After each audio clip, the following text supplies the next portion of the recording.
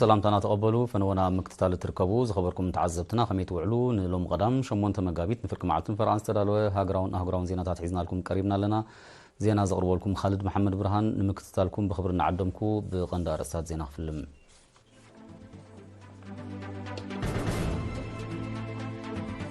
شمون مقابيت هاقراو معاد لكنسيو أبو كسلا بدمكت تسنبيلا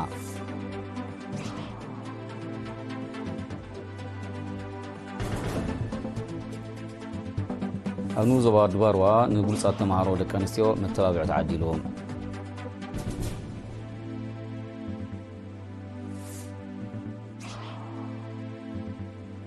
أبطغ ما مملخعي كيميكالات زلون حد كعبي سمويا يمخرو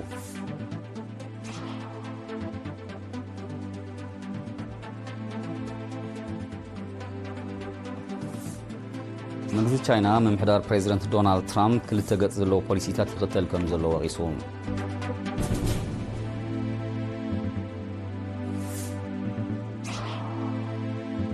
أوروبا وحبرت نيوكرين 30 بليون دولار توسخ والتهدروا دقفن مهاب زغربوا إمامه بهنغاري تعاقيتو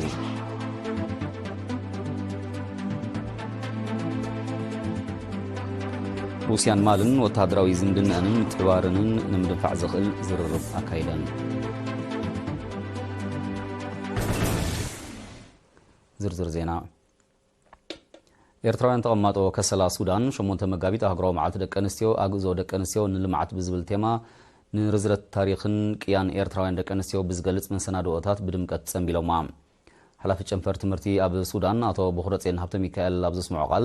شمونت مقابيت نتي أبوان برتاو قالسن مخبار لولونتن زتراي عزوز تران أبوركتون دك أنستيو بمعقاب نزل على وصيت قالنا ان حد سلا على تجمجام مخانات غيسو لو معمتها بمحيال تساتفنا دك انسيو قبل معت بمتكار تذكر مهلوا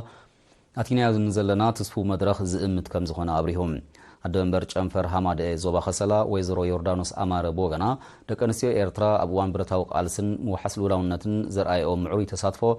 ابزي نعمت مدرخ أبزي نايل معت مدرخ بزل على خدف ألو نسترح وعدلات بقبوغ تكمالو مرأي زحب مهانو بمقلاص أبا كسلا زركب أولات محبر كاب أن زحتت نمملا زلون للونات الرقاقيسان أبتسنبل محبر دك أنسيو سودانن محبر محزنة إيرتران سودانن نايدقف كالاس ميعوم أمو داتا نتعلت زنصوار بهلاون سنة بباون مسنا دوتات قريبوم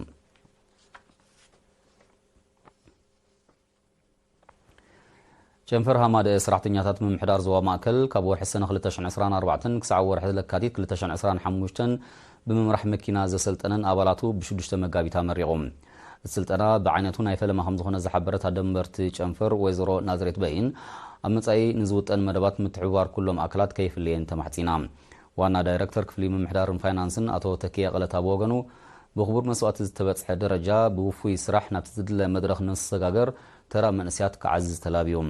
أب موداتا نسلطنتن أبت مدب أبركتون زغبرو أكلاتن ورقة مسكر كعدلن كله نتاريخن أبركتون إيرتراويان دك أنسيوزن صبار سنة باباوي مسنادو غريبوم زي خمزيلون كله هماد زوبا ماكل مس محبر حكايم إيرترا بمتحوار أب منشروخ ساد مهتسن زتكور استمرو نأوالات وديوم ممحدار نوزوبا آخري أدما بمخنيات شمون تمقابيت أغراو معلت دك أنسيو نسنكولان تمهرو أزناقيعون حاجز ناوت تسريت غيرون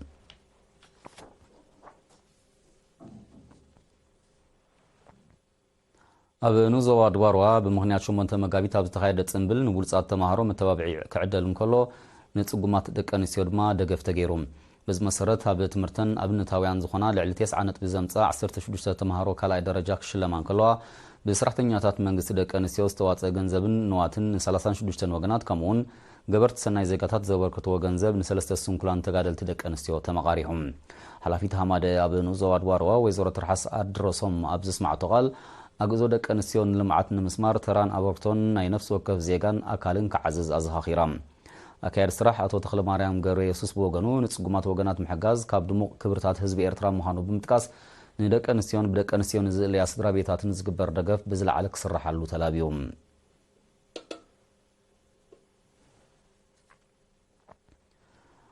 أب تصغرنا يخون قربتنا نتكملهم ملاقعيتات بزي قبو أفلطون مخري بعلمويان مزخونو كبيت عنا وسعبينات كم زلهم سلزلهم أب تقاومهم زلون أحد كعبيهم سمزي سمويات عنا زمخروم نزب زملكت وكيل إرينا زوب عن سبا بيتي إل سولومون زدالو تتصبصبالو استيفانوس غرماي كوربو يوم نصريتن صبغان أكلات سب كغلغلو زمسرحو مملاخ كريماتن نغراتن أبا غبا طاقمهم نقحتنا فلوطون حبرتسب كبرخ كم زغبا سمويات عناي مخروم مملاخي ننصحنان نصبغه تريتن كغلغلو كم سرحو زحبرت كاب هوسبيتال كرن فارماسيست ليديا فسايم ጨና ሎሽን መጽረይ ጽፍሪ ሻምፖም ጸረ ፎሮፎር ኮልጌት ክሬማትን ካልኦትን በጥዕናው ዓይኒ ንጽሬት ድርቀት ቆርበት ንምክልኻል ከምኡውን ብፍሕፍሐ ንዝኽሰት ጸገን ንምፍዋስ ዝጠቕሙ እኳ እንትኾኑም ብሰንኪ ዘይግቡእ ኣጠቓቕማ ንዘይተደለየ ሳዕቢናት ክቃልዑ ከም ዝኽእሉ ገሊጻም ኮስሜቲክስ ክንብል ከለና ግን ብሓፈሻ ብዙሕ ነገራት እዩ ዘጠቓልል ኣብ ትሕቲኦም ማለት እዩ እቲ ሜክኣፕ ሓደ ክፋል ናቱ ኮይኑ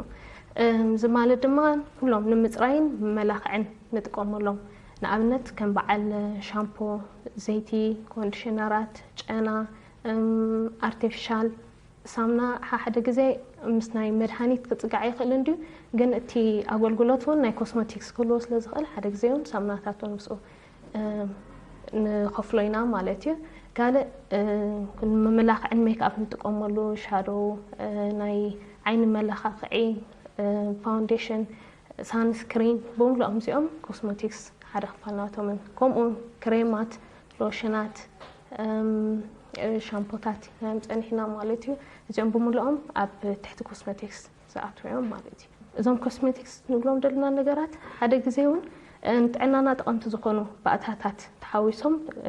ክዳለዉ ይኽእሉ እዮም ንኣብነት ጠቐምቲ ሚነራላት ቪታሚናት ኣብኦም ኣትዮም ክስርሑ ስለ ዝኽእሉ ነቲ ሓፈሻዊ ጥዕና ናይቲ ወዲ ሰብ ጠቓሚ ክኾን ይኽእል እዩ እዚ ካልእ ዝተረፈን ማለት እዩ ንኣብነት እውን በዓል ሻምፖታት ገለ ክንርኢ ከለና እንኮላይ መድሃኒት ብቁርብ ዓቐን ተሓዊሱ ማለት እዩ ክስርሑ ይኽእሉ እዚ ከዓ ጥዕናዊ ኣገልግሎት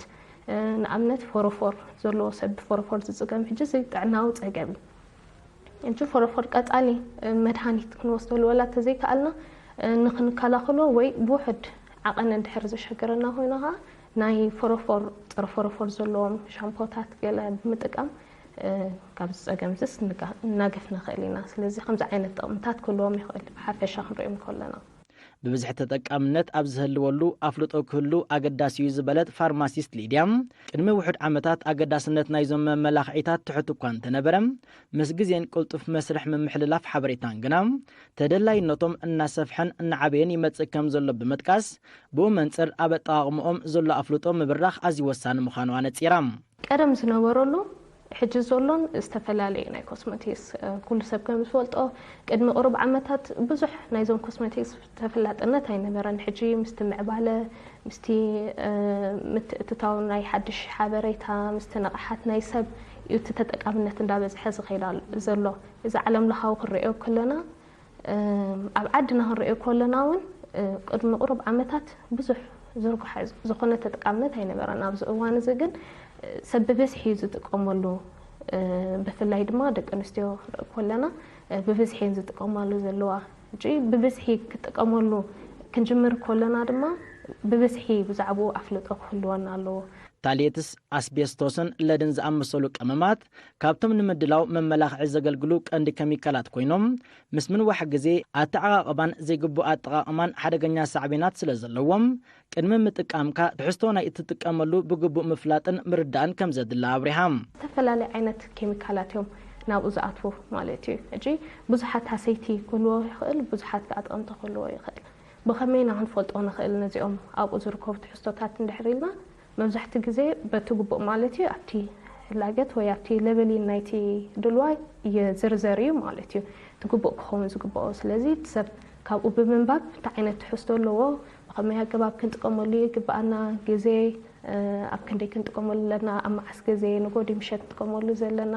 ወይ እውን ዝኾነ ፀገማት እንድሕር ኣጋጢምና እንታይ ክንገብር ከም ዘለና ወይ ምስኡ ዘይከይድ ነገራት ከነወግዶ ዘለና ኣብኡ ተዘርዚሩ ይርከብ እዚ ኣብ መብዛሕትኡ ተን ብግቡእ ዝስርሑ ዓይነት ድልዋታት ማለት እዩ ኣብዚ ክንርስዖ ዘይብልና ግን ኩሎም ኣይኮነን እቲ ዘሎ ዝበሃል ትሕዝቶ ብዝርዝር ዘቕርብዎ ማለት እዩ ሕጂ ኣብ ገለገለ ድልዋታት ብግቡእ ዘይተሰርሑ እንድሕር ኮይኖም ብፍላይ ኣሰከፍቲ ዝኾኑ ትሕዝቶታት ዘለዎም እንድሕር ኮይኖም ኣብኡ ዘይክዝርዝርዎም ይኽእሉ እዮም ወይ እውን ኣስማት እትሰብ ክፈልጦ ዘይከል ዓይነት ኣስማት እንዳገበሩ ከዳልዎም ይኽእሉ እዮም ስለዚ ብሓፈሻ ተሓበሬታ ካብኡ ኢና ክንረኽቦ ንኽእል ካብኡ ዝሓለፈ ድማ ኣብ ናይ ሞያ ጥዕና ከይድና ክንከስ ንኽእል ኢና ኣብ ምዕባል ኣብ ዝርከባ ሃገራት ኣፍሪቃ ኣስታት 60 ሚእታዊት ካብተን ኣብ ክሊ ዕድመ 30ታት ዝርከባ ደቂ ኣንስትዮ መጻዕደዊ ቆርበት ክሬማት ከም ዝጥቀማ ዝሓበረት ፋርማሲስት ሊድያ ኣብ ሃገርና እውን ቆርበት ናይ ምጽዕዳው ተርእዮታት እናገነነ ይመጽእ ከም ዘሎ ገሊጻ ንመጻዕደዊ ተባሂሎም ዝቐረቡ ክሬማት ባዚቃ ዝበሃል ሓደገኛ ባእታ ስለ ዘለዎም ንሳዕቤናት ናይ ዝቀመም ዝተቓልዓ ደቂ ኣንስትዮ ጥዕና ቆርበተንን ጥዕነአንን ንምድሓን ካብ ምጥቃሙ ክቁጠባ ተላብያ ቁጥዐ ምቅጻል ቆርበት ዘይንቡር ፈጸጋም ሰሓ ዕንፍሩር ምዝንባዕ ህርሞናት ምጉዳል ፍርያምነት ጸጸር ኩሊት ብዓብዩ ሕማም መንሽሮም ካብቶም ገኒኖም ዝረአዩ ሳዕቤናት መመላኽዒታት ስለ ዝኾኑ ንኹሉ ኣካል ሕብረተሰብ ክጸልው ዘሎ ተኽእሎ ልዑል ምዃኑ ኣገንዚባ ኣብ መወዳእታ ፋርማሲስት ሊድያ ባህርያዊ ጽባቐና ንምዕቃብ ካብ ጎዳኢ ባእታ ዘለዎም መመላኽዒታት ምቁጣብ ተመራፂ ምዃኑ ብምምካር ምጥቃም ዘገድድ ኩነታት እንተሃልዩ ብኣፍልጦ ሞያውያን ጥራይ ክግበር ከም ዝግባእ ኣስሚራትሎም ኣብ ኑዞባ ውርደት ዘይሕጋዊ ንግዳዊ ንጥፈታት ብምግታእ ዜጋታት ሕጋዊ ፍቓድ ዋኒን ክሕዙን ክንቀሳቐሱን ብምትብባዕ ዝዓለመ ዘተ ተኻይዱ ኣብ ትርክብ ንሕጋዊ ምልክታ ቁጽሪ 132 እዝባር 224 ከምኡውን ቁጽሪ 133 እዝባር 224 ዝሰፈር ሕጋጋት ዘይቅኑዕ ኣሰራርሓ ንግዲ ኣዋህባ ፍቓድ ዋኒንን ቁፅፅር ስርዓተ ምዝገባን ዝምልከት ዝርዝራዊ መብርሂ ተዋሂቡ ሓላፊ ኣህዱ ቁጠባዊ ልምዓት ኣቶ ኸሰተ ገብረ ዮሃንስ ኣብ ዘመሓላለፎ መልእኽቲ ወነንቲ ንግዳዊ ትካላት ዘይሕጋውነት ዘይክተል ንግዳዊ ንጥፈታት ኪኖ ዘይሕጋውነቱ ኣብ ሃገራዊ ቁጠባ ኣሉታዊ ሳዕቤን ከም ዘለዎ ተገንዚቦም ክሕየቡ ብምዝኽኻር ግብሪ ኣብ እዋኑ ዘይምኽፋል ብዘይፍቓድ ዋኒን ምስራሕ ካብ ዘይተፈቐደ ዓይነት ንጥፈት ወፃኢ ምስራሕን ሕጋዊ መስርሕ ዝከይተኸተልካ ንጥፈታት ምቕያርን ካብቶም ገኒኖም ዝረኣዩ ጉድለታት ምዃኖም ኣነፂሮም ሓላፊ ቤት ጽሕፈት ፍቓድ ዋኒን ኣቶ ድራር ገብረ ሚካኤል ቦገኑ እቲ ቤት ጽሕፈት ንዝረአ ዘይቁኑዕ ኣሰራርሓ ንምእራም ምስ ናይ ስራሕ መሻርክቲ ተዋሂዱ ተበግሶታት ይወስድ እኳ እንተሎ ገና ወነንቲ ትካላት ንመስርሕ ምሕዳስ ምውፃእ ሓድሽ ፍቓድን ምስራዝን ብግቡእ ካብ ዘይምስዓብን ዘይምፍላጥን ንዘይተደልየ መቕፃዕቲ ክቃልዑ ስለ ዝረኣዩ ተጀሚሩ ዘሎ መስርሕ ምሕዳስን ምውፃእ ሓድሽ ፍቓድን ብግቡእ ክጥቀምሉ ኣተሓሳሲቡ ተሳተፍቲ ብግዲኦም እቲ ርክብ ንዝፀንሖም ኣፍልጦ ክባብ ምባል ግደ ከም ዘለዎ ብምጥቃስ ዝወፅእ ሓድሽ ኣዋጃትን ሕጋጋትን ናብ ሕብረተሰብ ብሓፈሻ ናብ ወነንቲ ንግዳዊ ትካላት ድማ ብፍላይ ዝበፅሓሉ ኣገባብ ክትኣታቶ ቁፅፅራዊ ስራሕ ክሕይል ብዘይ ፍቓድ ንግዲ ኣብ ጎደናታት ዝግበር ንጥፈታት ድማ መግትእ ክግበረሉ ተማሕፂኖም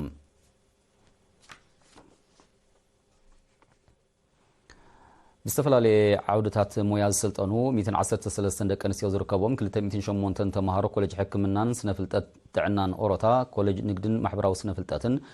ብ6 መጋቢት ኣብ ኣስመራ ተመሪቖም እቲ ንሰለስተ ኣዋርሒ ዝቐፀለ ስልጠና ቋንቋ ምልክት መባእታ ቋንቋ ዓረብ ቴክኖሎጂ ኮምፒውተር ከምኡውን ኣርትዖት ስእልን ኤሌክትሮኒክስን የጠቓልል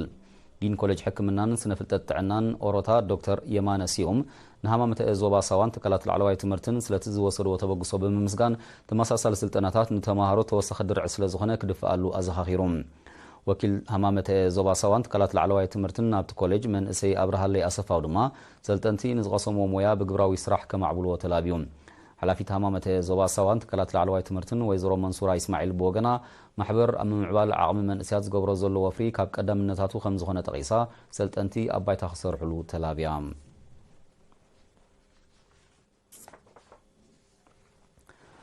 ኣብ ኑዞባ ድዋርዋ ብ7 መጋቢት ኣብ ሰዓታት ድሕሪ ቀትሪ ኣብ ቢንቶ መረብ ዘጋጠመ ሓደጋ ምጽዳፍ መኪና ሓደ ሰብ ሞይቱ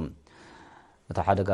ዘጋጠማ ናይ ጽዕነት መኪና ER 8A39 ባዶ 6 ሰሌዳ ሰቐለት ዋንነት ኩባንያ ዕደና ኣስመራ ዝኾነት ሲኖትራክ ኮይና ካብ ሓልሓለ ናብ እምባደርሆ ትጓዓዝ ከም ዝነበረት ተፈሊጡ ካብቶም ተሳፊሮም ዝነበሩ ክልተ ሰባት እቲ ሓደ ክመውቱ እንከሎ ብኸቢድ ዝተሃስየ መራሕ መኪና ድማ ንዝለዓለ ሕክምና ናብ ሆስፒታል ኦሮታ ተላኢኹሎም ኣብ መደበር ፖሊስ ኑዞባ ድዋርዋ መርማሪ ሓደጋ ትራፊክ ኣቶ ሙሴ ማርቆስ ንኤሪና ብዝሃቦ ሓበሬታ ጠንቂ ናይቲ ሓደጋ ኣብ መርመራ እኳ እንተሎ እታ መኪና ካብ ቀንዲ ፅርግያ ንሸነኽ ፀጋም መስመር ኣስሒታ ልዕሊ 30 ሜትሮ ከም ዝፀደፈት ገሊጹ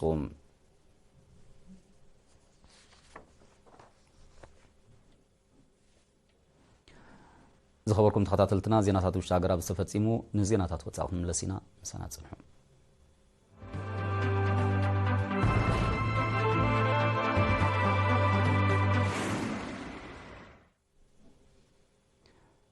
መንግስቲ ቻይና መምሕዳር ፕሬዚደንት ዶናልድ ትራምፕ ክልተ ገጽ ዘለዎ ፖሊሲታት ይኽተል ከም ዘሎ ቂሱ ሚኒስተር ጉዳያት ወጻኢ ቻይና ዋንግ ዩ ትማሊ 7 መጋቢት ንመበል 14 ጉባኤ ህዝባዊ ባይቶ ቻይና ብዝሃቦ መግለጺ መምሕዳር ዋሽንግተን ኣብ ልዕሊ ሃገሮ ንዝወሰኖ ተወሳኺ ቀረጽ ዘይሓላፍነታዊ ክብል ብምኹናን ዝኾነት ሃገር ብሓደ ወገን ንቻይና ክትሃሲ በቲ ካልእ ወገን ድማ ምስ ቻይና ጽቡቕ ዝምድና ከተማዕብሊላ ክትሓስብ ከም ዘይብላ ኣፍሊጡ ኣሜሪካን ዝወሰነቶ ተወሳኺ ቀረጽ ምስ ሃገሩ ንዘለዋ ዝምድናን ሕድሕዳዊ ምትእምማንን ዘዳኽም ከም ዝኾነ ዝጠቐሰ ሚኒስተር ዋንግ ዩ መምሕዳር ትራምፕ ዝኽተሎ ዘሎ ፖሊሲታት ንዓለማዊ ምርግጋእ ኣብ ሓደጋ ዘእቱ ምዃኑ ኣጠንቂቖም መንግስቲ ቻይና ንግዳዊ ምስሓብ ሓዊስካ ብኣሜሪካ ንዝብገስ ዝኾነ ይኹን ግጭት ንምምካት ድልው ምዃኑ ድማ ገሊጹ መምሕዳር ፕሬዚደንት ትራምፕ ኣብ ዝሓለፈ መዓልታት ኣብ ልዕሊ እታዊ ፍርያት ቻይና ንዝወሰኖ ናይ 10 ሚእታዊ ተወሳኺ ቀረጽ ብዕጽፊ ከብሎ ድሕሪ ውሳኑ ቻይና ከም መልሲ ግብሪ ኣብ ልዕሊ ዝተፈላለዩ እታዊ ፍርያት ሕርሻን መግብን ኣሜሪካ ካብ 10 ክሳብ 15 ሚእታዊ ተወሳኺ ቀረጽ ከም ዝወሰነት ዝፍለጥ እዩ እዚ ከምዚ ኢሉ እንከሎ ዝምድና ህዝባዊት ሪፓብሊክ ቻይናን ሩስያን ንድሕሪት ናብ ዘይምለሰሉ ደረጃ ከም ዝበጽሐ ሚኒስተር ጉዳያት ወጻኢ ዋንግ ዩ ገሊጹ ዝምድና ክልቴን ሃገራት ብማዕረ ዘርብሕን ንግዳዊ ምትእትታዊ ዘይፍቅድን ምዃኑ ዝጠቐሰ ሚኒስተር ዋንግ ዩ ንምምዕባሉ ዝካየድ ጻዕሪ ብዝሰፍሐ መልክዕ ይቕጽል ከም ዘሎ ኣረዲዮም መራሕቲ ቻይናን ሩስያን ኣብ ዝሓለፈ ዓመት ኣብ ዘካየድዎ ዝርርብ ስትራቴጂያዊ ኣጠቓላሊ ስምምዓት ከም ዝተፈራረሙ ጸብጻባት ይጠቕሱ ክልቴን ሃገራት ኣብቲ ዓመት መበል 75 ዓመት ምምስራት ዲፕሎማስያዊ ዝምድንአን ከም ዝጸንበላ ዝዝከር እዩ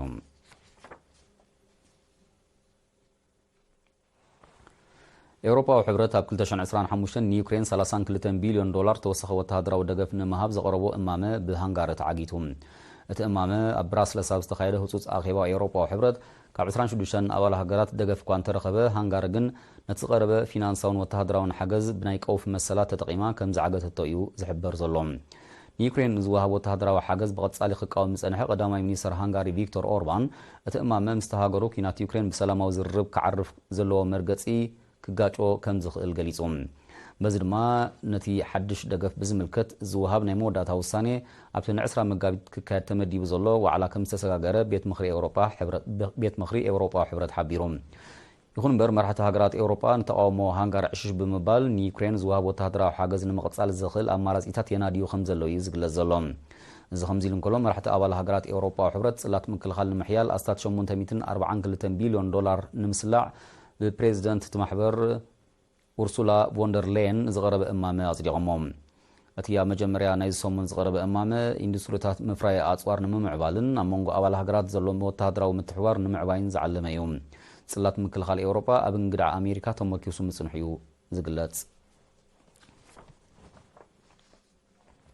ሩስያን ማልን ወተሃደራዊ ዝምድናአንን ምትሕብባርንን ንምድንፋዕ ዝኽእል ዝርርብ ኣካይደን ዝተገልጸ ብምክትል ሚኒስተር ምክልኻል ዩኑስ ቤክ ዩቨኬሮቭ ብዝምራሕ ላዕለዋይ ልኡኽ ሩስያ ናብ ማሊ ተጓዒዙ ምስ ሰበስልጣን ምዕራብ ኣፍሪቃዊት ሃገር ኣብ ዘካየዶ ዝርክብ እዩ ኣብቲ ርክብ ኣብ ትግባር ኣቐዲሞም ዝተኸተሙ ወተሃደራውን ቴክኒካውን ስምምዓት ከም ዝተዘተየ ማዕከናት ዜና ሩስያ ሓቢረን ብዘይካዚ ኣብ ኩነታት ጸጥታ ዞባ ሳሕል ዘተኮረ ዝርርብ ብምክያድ ኣንጻር ሽበራ ኣብ ዝካየድ ቃልሲ ዝግበር ምትሕብባር ክሕይል ተሰማሚዖም እዚ ከምዚ ኢሉ እንከሎ መንግስቲ ሩስያ ንሰራዊት ማሊ ዝገብሮ ኩሉ መድያዊ ደገፍ ክብ ከም ዘብሎ ኣፍሊጡ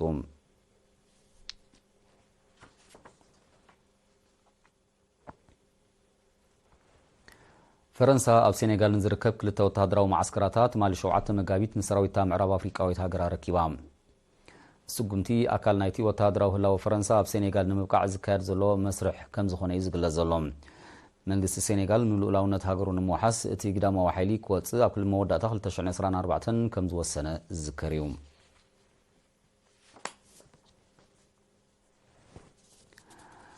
ዝኸበርኩም ተኸታተልትና ንሕጂ ዝተዳለወ ዜና ንምፍጻም ኣርእስታቱ ከዘኻኽረኩም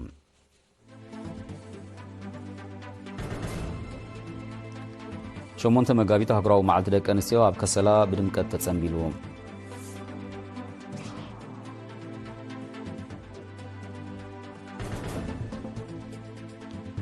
ኣብ ዞባ ድባርዋ ንብሉጻት ተማሃሮ ደቂ ኣንስትዮ መተባብዕ ተዓዲሉ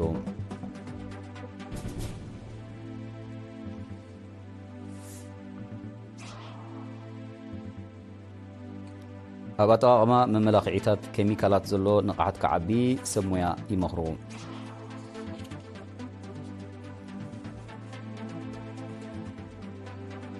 መንግስቲ ቻይና ምምሕዳር ፕሬዚደንት ዶናልድ ትራምፕ ክልተ ገጽ ዘለዎ ፖሊሲታት ይኽተል ከም ዘሎ ወቂሱ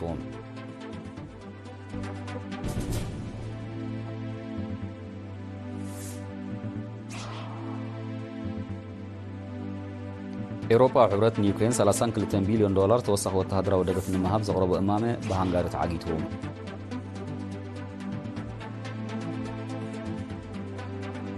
ሩስያን ማልን ወተሃደራዊ ዝምድናንን ምትሕብባርንን ንምድፋዕ ዝኽእል ዝርርብ ኣካይደን ሓፈሻዊ ዜና ብዝተፈፂምሎ ንዝተረፉ መደባትና ክንገድፈኩም ብወገና